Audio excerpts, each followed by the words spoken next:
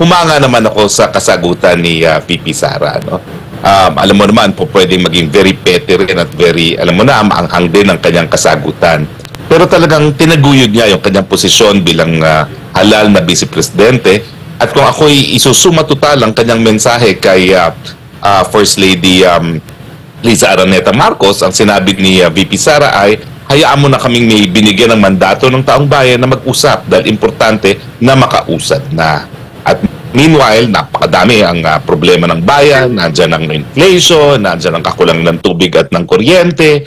Tutok muna tayo dito, no? At kalimutan na muna natin yung bad shot, good shot na inilabas ng ating unang ginang. Well, ako naman, no? Tama naman si VP Sara, no? May karapatan siyang magsalita ng ganyan. Pero ang aking worry is, kung makikita ninyo, good shot naman si PBBM at saka si Inday Sara Duterte. Pero kung paano tratuhin si Inday Sara Duterte ng administrasyon mula nung tinanggalan siya ng budget at yung mga pagbabanat sa kanya sa social media, talaga namang makikita mo na parang bad shot si VP Sara sa administrasyon. Pero kung good shot si VP Sara kay PBBM at bad shot kay Lam, at alam naman natin na tinatrato siya na talagang bad shot siya sa administrasyon, ibig sabihin, talagang ang nananaig sa gobyerno ay si First Lady Lam. Yun ang nakakaabala. At tingin ko, yun yung pinupunto rin ni Vice President nung sinabi niya na walang kinalaman yan sa kanyang mandato bilang halal ng taong bayan. No? Kasi importante yung mandato.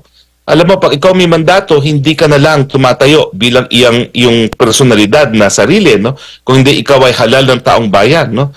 So, ikaw ay, kumbaga, representing the people na nagbigay sa ng mando. Representing 32 million na nagbigay ng mando kay Inday Sara Duterte. Hindi ba naman sa daming mandato yan na mas marami pa kay PBBM? Dapat naman, kung meron siyang saloobin, doon na lang dapat yun sa loob na kanyang damdamin. Dahil wala naman talagang kinalaman yan doon sa kanyang posisyon bilang isang Vice President at bilang isang Department of Education Secretary. Pero alam natin na itong damdamin niyang bad shot, ito sigurong dahilan kung bakit ang ating Mr. Speaker at ang kanyang buong Kongreso ay tinanggalan siya ng budget at kung bakit talagang tinuturing siya na kalaban ng administrasyon. Dahil kay First Lady. At dahil siya nagtagumpay na tinuturing siya na parang kalaban ng administrasyon, talagang safe to conclude, mukhang hindi nagpapatakbo ng gobyerno ang ating PBBM. Dahil kung pagbabasihan mo naman doon sa latest beso-beso nila, mantakin mo, one day after nagsalita ang kanyang esposo na bad shot ang VP Sara sa kanya, nagkita sila doon sa graduation ng PNPA at talaga namang beso-beso pa sila, no? So, paano na yan? Paano gagawin natin sa ating gobyerno kung yung mga may mandato ay siyang hindi nasusunod at ang nasusunod ay yung mga walang mandato? Yun ang nakakatakot sa ating demokrasya ngayon.